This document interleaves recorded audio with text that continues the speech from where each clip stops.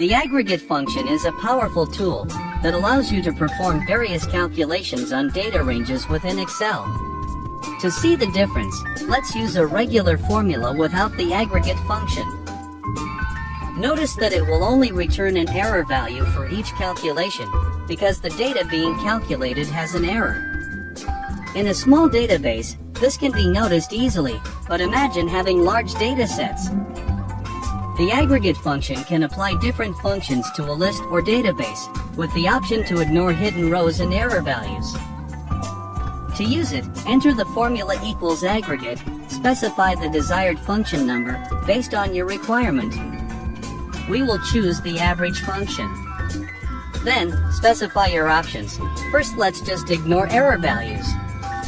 Lastly, select the range of cells of data you want to aggregate. Let's go over the procedure again with the sum, max, and min functions, and then use aggregate to ignore cells with error values.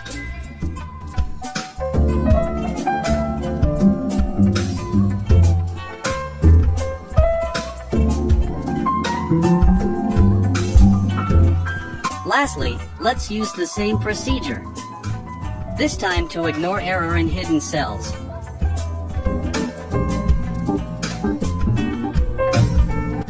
Again, enter the formula equals aggregate, decide which aggregate function you want to use, choose the option to ignore errors and hidden cells, and specify the range of cells you want to aggregate. Notice that the formula now ignores not just the error values but also the hidden cells. Let's go over the procedure again with the sum, max, and min functions,